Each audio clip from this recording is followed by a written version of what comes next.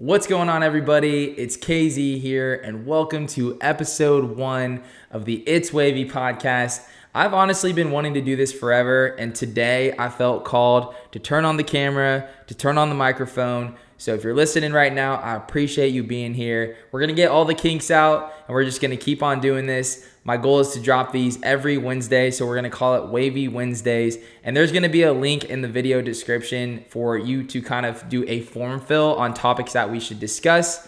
But we are live here in my new home in Chattanooga, Tennessee. I'm feeling great. My fiance and I, we just went for a nice walk. Although it feels like 100 degrees outside, I literally cannot wait for fall weather. Just walking outside, even after taking a shower, I feel like I'm dripping in sweat. But working on getting 10,000 steps plus per day, being more active, and overall, I feel great. So today's topic we're going to be diving into is the importance of taking risks in your life.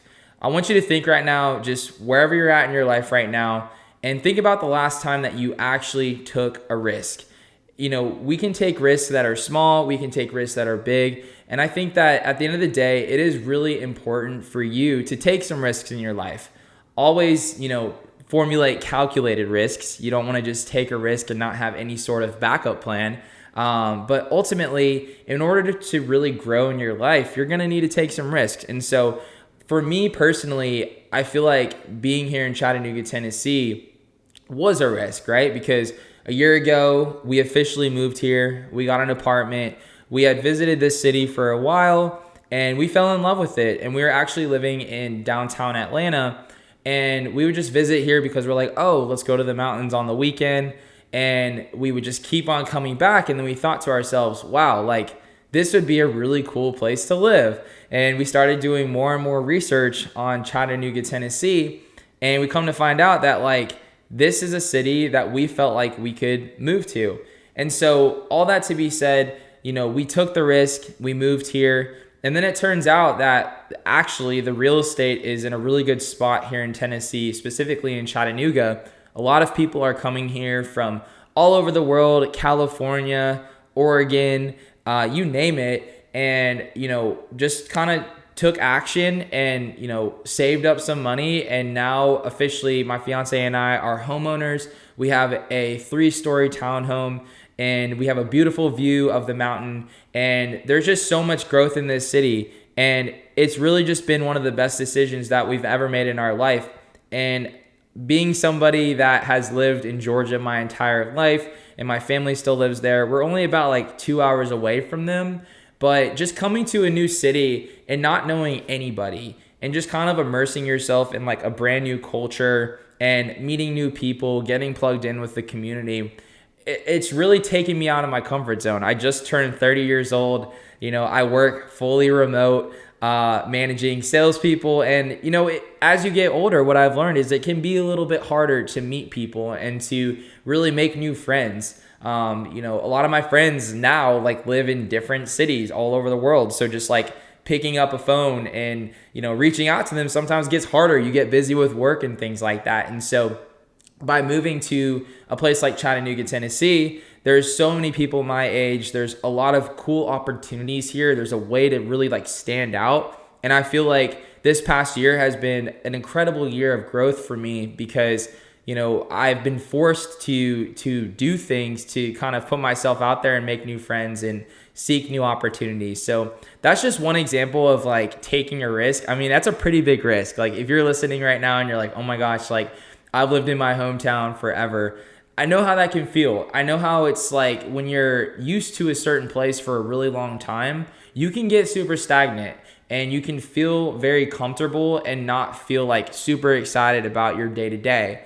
And I felt that way too when I was living in Georgia. And obviously I love Georgia and it's a great place. I was, grew up in California and then, moved to Georgia. So Georgia was pretty much my home, but just really was seeking something different, something new and fresh. And I feel like my inspiration, my creativity, the goals that my fiance and I have, we're really locked in right now, especially being in my 30s. I'm oh my gosh, I'm getting older, but I still feel super young. And I feel like this is an incredible time to really take action on the things that I truly want to do in my life. And the same should be for you. You should never be just waiting around for an opportunity to come up. You should really sit and think to yourself, hey, what is it exactly that I can do in my life? What are the things every single thing? What are the things that I can do every single day that's going to get you from point A to point B? And I promise you, just like formulating that within your mind and taking action, you will 100% get there.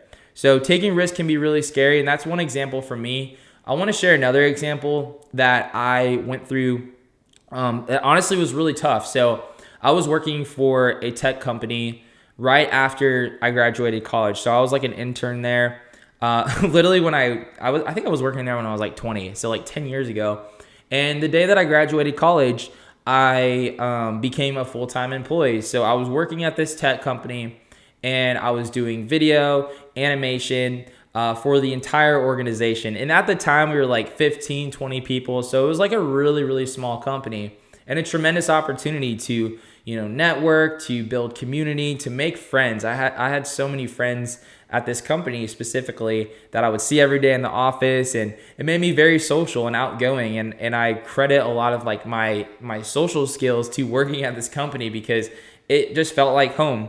And so I worked there for a really long time, honestly, almost 5 years at the same company, which today's economic climate is a long time. So I worked at this company, and as the company grew, I continued to do like my video and my animation. And I was on a marketing team, but I was mainly like the only video guy really. So you could imagine that's just like a lot of processes, just a lot of things going on, how to prioritize like what to work on and what not to work on. But long story short, like I got burnt out. I had been doing this for a while and making a ton of music. And I feel like at the time, being like in my early 20s, I was like, I just want to be a musician that can, tour the world and do all these things. And that was like where my mindset was at. But I also did realize how fortunate I was to be working at a tech company and getting all of these great opportunities and connections.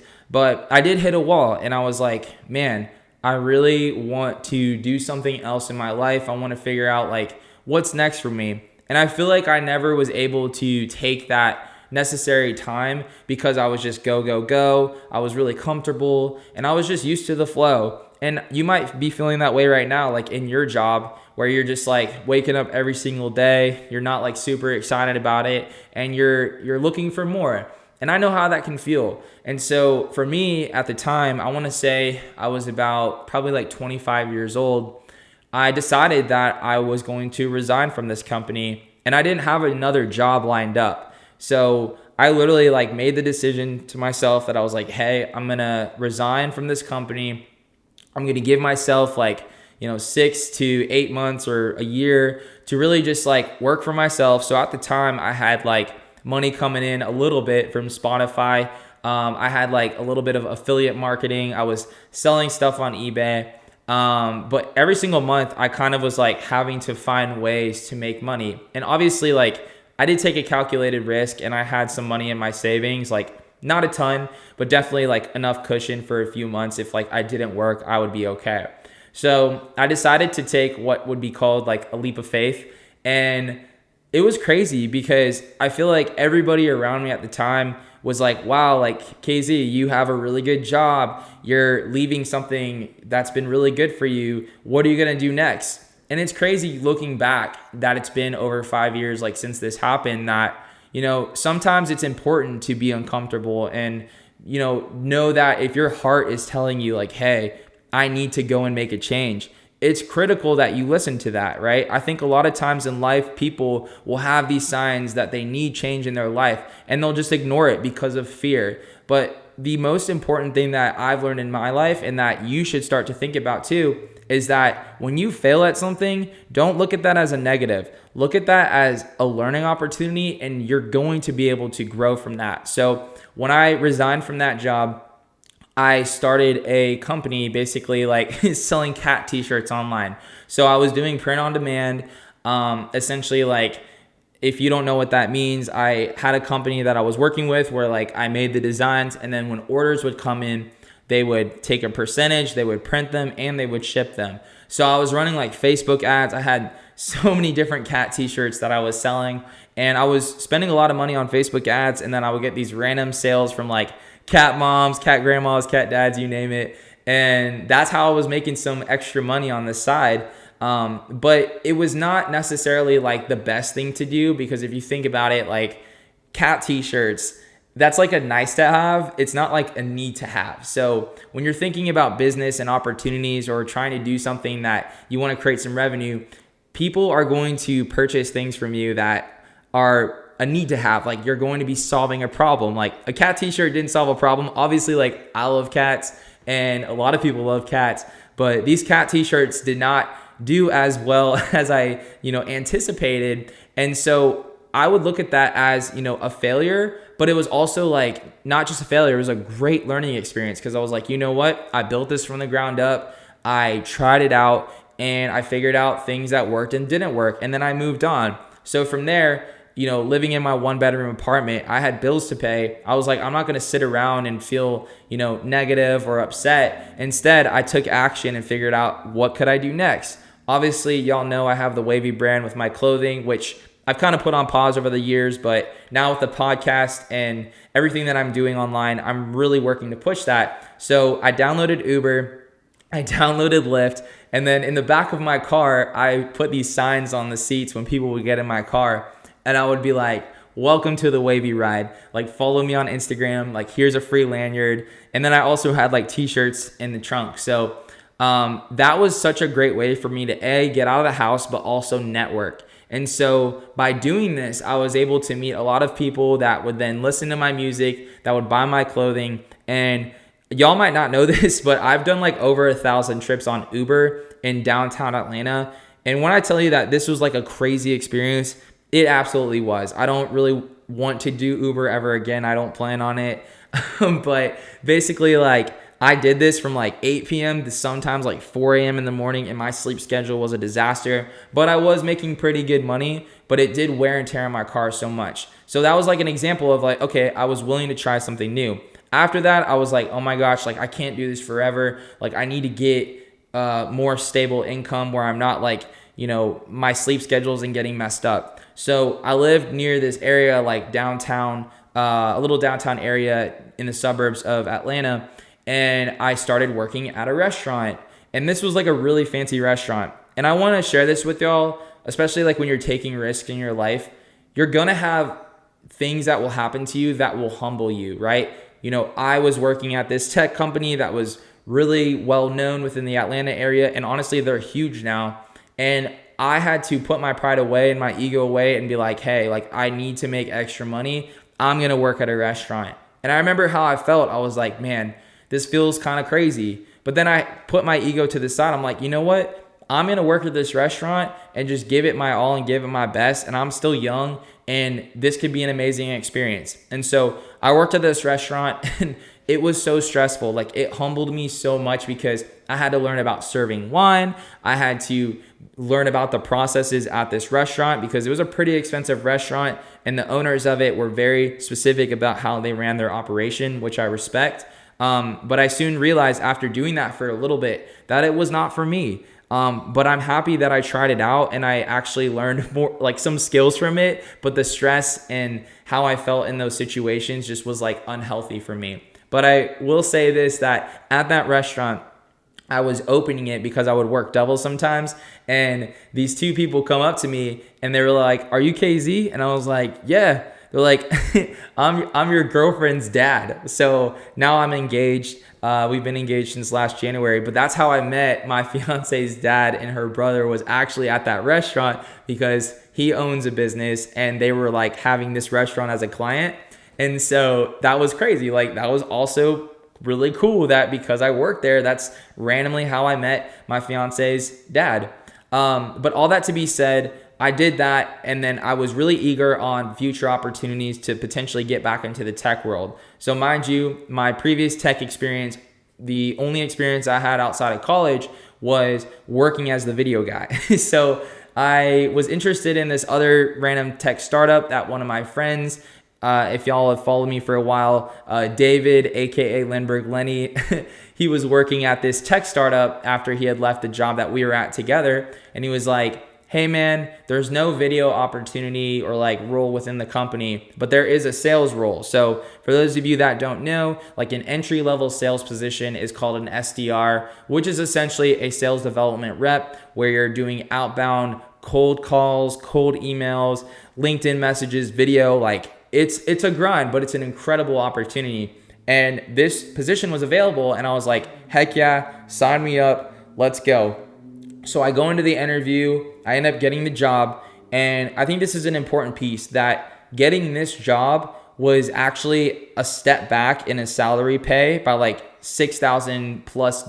So I kind of took a step back, if you will, in terms of compensation, but I was so hungry to get a consistent paycheck again because it had been like almost a year since I had that. And so when I got into this first sales position ever at like 25 years old, I ended up learning so many skills just within those 3 months at that company. And I learned to fall in love with the process. And I was like, man, like this is so competitive. This is so good for me. And I ended up absolutely loving it. So at this company, I was there for about 3 months, and my manager was working to get me to the next level and promoted to a closing role. And then COVID hit, right? So the pandemic had hit, and essentially we all got laid off, which was unfortunate, but I knew that I wanted to stay in sales. So after that, applying to a lot of places, I find another company. I actually, at my church, one of the ladies that I had worked with as a volunteer at church, she was a manager there, and I was able to interview with the company. I felt like it was a good fit. I got the job. And so I worked there for about 5-6 months. And then my manager ended up going off into a different, direction. And I had built up rapport, and I had worked very hard to hit my numbers, to hit my targets, that when this management role opened up, I was like, I want this. I feel like I have what it takes, and I'm willing to do that. And so essentially I became a manager of salespeople at this company. I started off managing one person, and then we grew that to 4, then we grew that to 8, and then we got all the way up to like, honestly, 10 to 15 people. And I literally had this many people like reporting to me. So I had to build out standard operational procedures. I had to build out processes. I honestly had to fail a lot. But in the back of my mind throughout that, I remembered like building that cat t-shirt company where I failed, but I learned from it and I got stronger and I got more confident.